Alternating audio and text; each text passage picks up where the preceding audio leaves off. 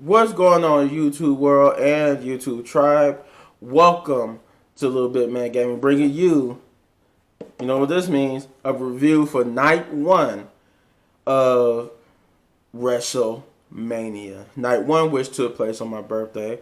But yeah, just a little slide, little thing in there in case y'all want to wish me happy birthday, you know.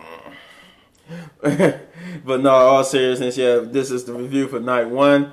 First things first, I could get everybody to hit that like, subscribe, share, and hit that notification button. Also, leave me a comment down below what you thought of night one of WrestleMania, and what you like about the show, what you didn't like, and yeah, it was as exciting to have the crowd back. You know, let me all know in the comments down below.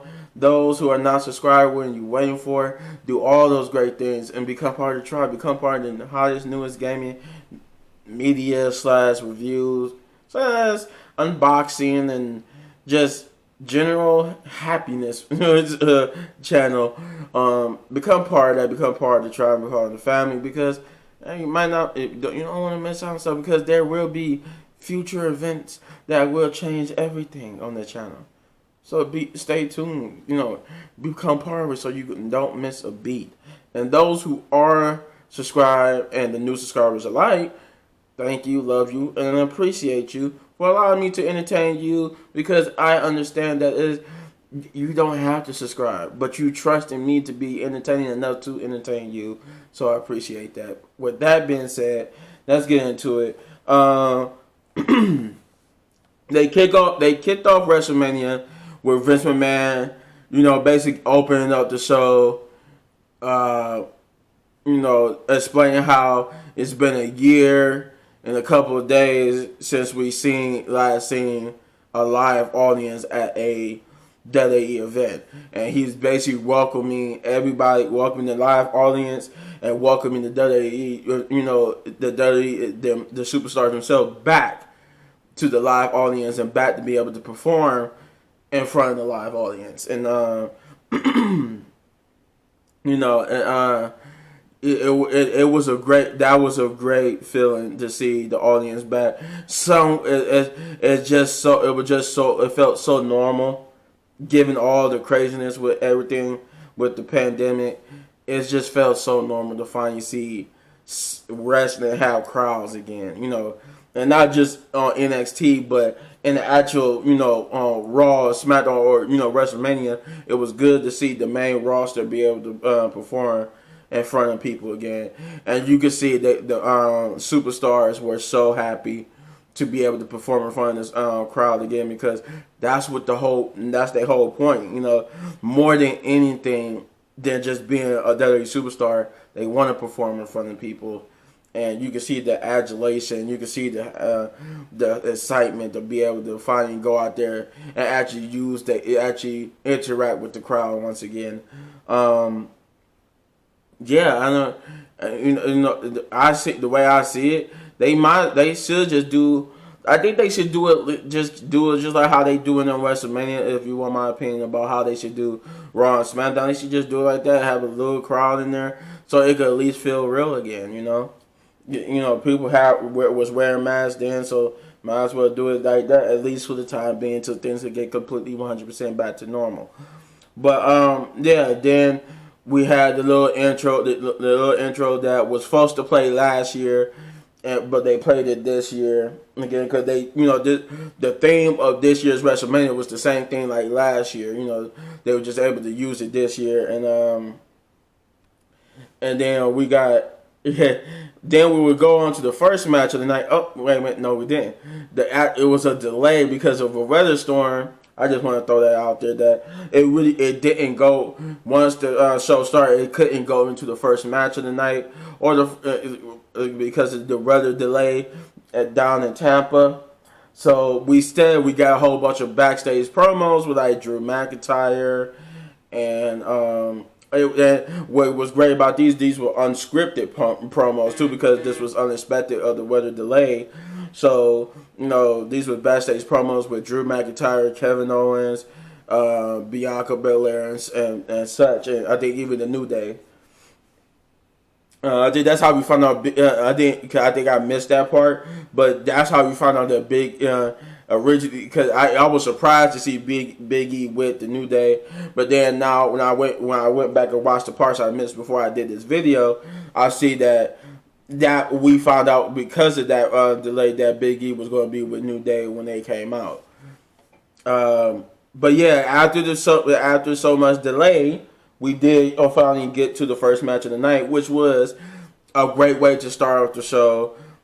Drew McIntyre versus Bobby Lashley for the WWE Championship, and it was a great opening match. Like, for opening matches, this was an awesome way to open the show, especially with the crowd back. You want to try to put on the best show because it's the first time they've seen. The crowd's been there to see them in person. They've been there to see the crowd in person. So you want to put on a good show, and this was a great way to do it. Yeah, it was amazing. They performed well. Everybody, Drew McIntyre did not at all get a Claymore kickoff in this match. But he did get the future shot DDTs. We got some great moves from Bobby Lashley, and yeah, it was just an overall decent match. I really enjoyed it. But in the end, Drew McIntyre will fall victim to the Hurt Lock, and Bobby Lashley is still your WWE champion, which I'm more excited for. Did I want Drew McIntyre to win so he could actually get to celebrate like he was supposed to in front of the live audience when he was initially won the championship? Yes, for that. But overall, I wanted Bobby Lashley to retain because it would just mean that it would just further prove my point about African Americans in the WWE title. But they actually kept the title on him, and he's not just some plot device transitional champion. He's legit. They legit putting their stock behind him for the time being. Hopefully, what happened later on tonight. Certain people will probably get back into the title picture, but I'll get into that. I think the next match after Bobby Lashley and them was the Tag Team Turmoil match, which I wouldn't say it was one that it is candidate for the best match of the night, but I wouldn't say it was bad either. I think I would say that the only thing I didn't like about the match before I get into the rest of it was that the Billy Kay stuff. Like, Carmella was out there to be serious, not like serious, but she was. They just had Billy Kay like doing too much like comedy stuff, and it felt like you knew they was gonna lose because it wasn't the serious Billy Kay that was the former women's tag team champion. She was just out there being a silly gag, into the match. But other than like the overall goofiness of Billy Kay, they did put, even Billy Kay and Carmella did put on had their moments when they put on some good stuff. They even got a victory. I didn't even expect that. They even got a victory over Naomi and eliminating Naomi and Lana. Who I think Carmella and Billy Kay and Naomi and Lana was like the first two people out, and that was the elimination. The first elimination was Naomi and Lana, which I did not expect. I expected them to at least be one of the last, but they was the first ones to go. Then then Billy Kay and Carmella was eliminated by Ruby Riott and Ruby Riott and Liv Morgan, which I love that little dynamic they had. I love their outfits. I think they had the best in-ring outfit of the night because they basically came out as Joker and Harley Quinn, with Liv being Harley Quinn and Ruby Riott being the Joker. I say that because I didn't even notice. I noticed that Liv Morgan was Harley Quinn, but it wasn't until Ruby Riott went to go do a move, and I saw ha like on her outfit. I was like, oh, I get it now. The green hair, the makeup. She's supposed to be the Joker. So it was like, all right, that was cool. That was cool. I'm not gonna lie. I severely love Mandy Rose and Dana Brooke's outfit. Uh, that being said, Dana Brooke and them did have a little bit of a pressure showing, but it was okay. But they would get eliminated by Ruby Riott, and I do enjoy the fact that the announcer dude got it wrong, even though the whole world just saw that Ruby Riott, I'm not Ruby Riott, Liv Morgan eliminated, got the pin by pinning Dana Brooke. The announcer actually said it was the Riot Squad who got eliminated. Even then he had to be correct. He was like, "No, correction." It was Dana Brooke and Mandy Rose was eliminated. Like, and I do get that. I think everybody was just so juried, so happy to have the audience back. It was just a night. I think the night was played by, botches and stuff. But that was also due to the weather. It was slippery because that was one of the best. I forgot to mention that before I leave this segment.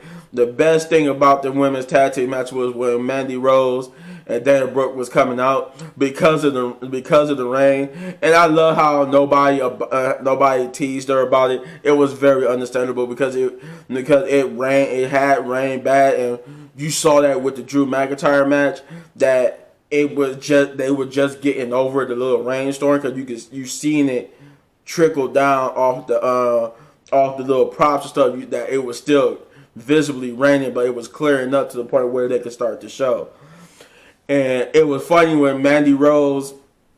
My point was when Mandy Rose and Dana Brooke was doing their entrance, they was coming down the ramp, and you saw it happen, and it couldn't be edited out because it was live TV. You saw it happen. Mandy Rose, my golden goddess, Mandy Rose, she was just coming down the ramp, and then you just saw her go, hold on, I got my back, oh Lord, and she went directly down on her butt, and to make it worse, it was wet. So now she had soggy booty because she fell on her butt, and her legs, her stockings, her bottom of her outfit was wet because I think it was still visibly a puddle of water on the ramp. And I like how you heard the crowd laugh a little bit, but she laughed with them. But the crowd didn't tease her about it because it was understandable. The ramp was wet. It was bound to somebody to slip. I think Sam McMahon even slipped on the cage because the cage was still wet from the rain too. Yeah, that was one that's what made the match good for me a little bit because just for that, I couldn't say the match was bad because I was smiling throughout because of the fact that what happened with Mandy Rose. But yeah, Tamina and Natalya will come out and they would end up eliminating the Riot Squad to win the Tag Team Turmoil, which means tonight on night 2 it will be Nia and Sonya Blazer defending the titles against Natalya and Tamina. Which you could tell, I guess, if that was the case, I would, now knowing what's going to be tonight, I would have preferred they not have that match on SmackDown because that's pretty much spoiled who was going to win the match. But they was heavy favorites going into this match. They was the favorites going into this match, but the fact that they actually went with that kind of spoiled what happened last night. The next match on the docket we would get was Cesaro versus Seth Rollins, and this was a great match, especially since this was an emotional one for Cesaro because this was the first time in his 10 years of being in the rest of the business, being in the WWE, at least in the 10 years of being in WWE wrestling, I meant to say, this was his first ever singles match at WrestleMania. So for him to get this singles match and the match was good in itself. I don't think any match had a fault too bad to say, oh, this it brought down the show. Like maybe the closest I would say was the Tag Team Turmoil match with the Mandy Rose and all them, but every match felt good at least in some respect. And this match was by no means anything bad. It was I was engaged into it. Did I know that Cesaro was the favorite to win? Yes. The way the story was angling, you're going to have Cesaro win. You know, now if I was a kid watching this, I would have been like, man, Seth Rollins can win, anybody can win. But now knowing what I know, yeah, you could obviously see they was going to have Cesaro win the match. But in between that, it was good though. Seth Rollins hit his spot. He hit a buckle bomb. He showed that he had the better experience at WrestleMania than Cesaro, but Cesaro would power through, hit some awesome uppercuts. I think he hit 23 swings on Seth Rollins, and he even did an airplane like swing that was awesome. And he would hit the neutralizer to win and beat Seth Rollins to finally to claim his first one-on-one victory at WrestleMania. We did in between all this, I'd like to mention though too that we finally after taking a year off a hiatus, we got the return of a superstar. And we was playing the video package for this superstar, and that superstar was WWE 2K22. Yeah, they played the video package. It looked like it was at least for the little teaser. It was headlined by Rey Mysterio, and I think it was either Seth Rollins or Baron Corbin, and they showed the real Rey Mysterio to comparison to the video game Rey Mysterio, which looked at awesome. I won't say it didn't. You know, it did kind of look similar to last year, but it looked like it really did look like a polished thing. It did look polished just for the little teaser and gameplay we did see, and graphically, it looked a lot better than what last year's was. I will say that it looked like that might have been current gen, not current gen, but next gen graphics, and it did look awesome.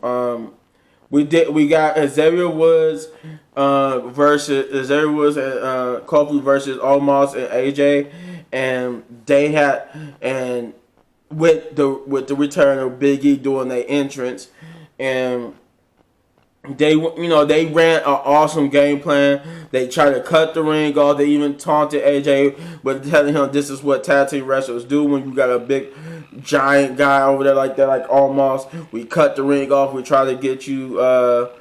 We can't allow you to tag Omos in, but as Fate would know, Omos did get tagged in to where Omos would just dominate both Xavier Woods and Kofi Kingston, and it would be Kofi Kingston who took the pin. And now your new tag team champions is Omos and AJ Styles.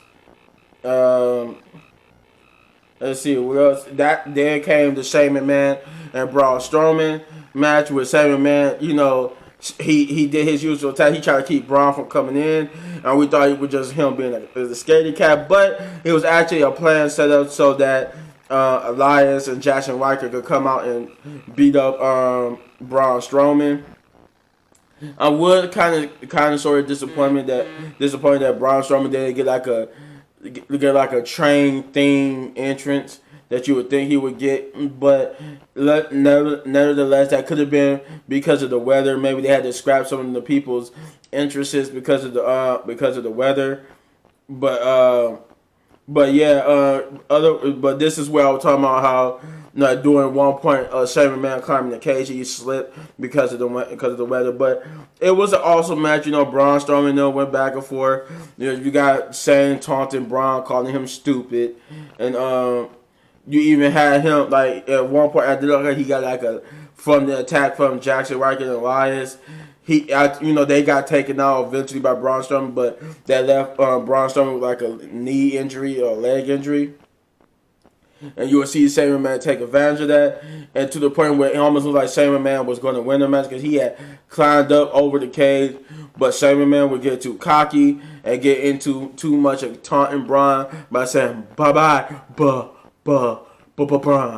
and he was trying to say he was doing that. And Braun would end up getting up, yanking his arm through the cage, and ripping the wall off the cage to yank Shane McMahon back in. And they would fight. They would even go up to the top of the cage, and Braun would throw Shane off the cage. Yelling "Who's stupid now?" and throw him off the cage. He would hit the power slam for the victory, and he pinned him 1, 2, 3. So we can move on to the next match. I'm trying to see what was Damien Priest versus Bad Bunny, which was a great match. That was a great match, not because of Damien Priest, but mostly because of Bad Bunny, because of the surprise performance of Bad Bunny. I hated Miz and them interest.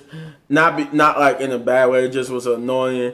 They came out with a whole bunch of bunnies and singing the "Hey Hey Ha Ha" song. It was very stupid. But Bad Bunny had a nice entrance, and he had an amazing performance for a celebrity.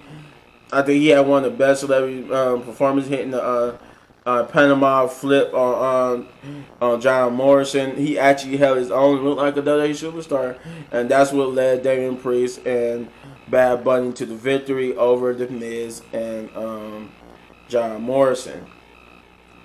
Let's see. I think that led into the final match of the night, if I'm not mistaken.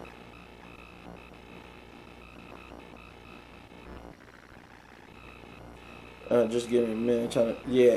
That led into Bianca Belair. The final match of the night was Bianca Belair versus Sasha Banks for the SmackDown Women's Championship, which was a historical moment at itself. I think they said what was historical was just not the fact that it was two women closing the show as the main event, but I think we already had that. But what was historical was this was the first time that two African American women closed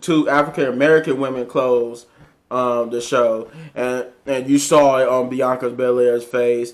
I love the fact that was one of the best moments to see that for one moment they broke character, and Bianca Belair was just so emotional. She was so happy, and it brought her to tears almost. She couldn't even keep herself composed in the ring, and it put a smile on Sasha Banks' face because she knew it. And Sasha Banks broke character for just a little bit, just to acknowledge that, yeah, this is the big moment for all of us because we're African American women closing the show, and that was the first time two African American women was the main event and the closing of WrestleMania. And that was his story. You saw it on Bianca Belair's face. Big ups to Bianca Belair because she really deserved it, and she was so emotional. It was so good, but the match itself was also good. We saw bank statements. We saw 360 splash. It was a great moment. I like how at the end Bianca Belair whipped Sasha Banks so hard with her hair that it literally looked like it cut her. It looked like she had a big ass, not just a bruise, but it was a cut. But yeah, Bianca Belair will be your new SmackDown Women's Champion after hitting the KOD. If I were to give this, I would rate this night 1. I would give it 9 big ups just because it was a great show and it entertained me. And I really didn't have no problem, just a little bit of a downer with the tag team turmoil, but that was about it. But if you could do me a favor and hit this button, it will take you to all of my WWE reviews. hit this button to subscribe to the channel, or hit any one of these amazing videos for more amazing content. Stay tuned. I got more for you. Chief out.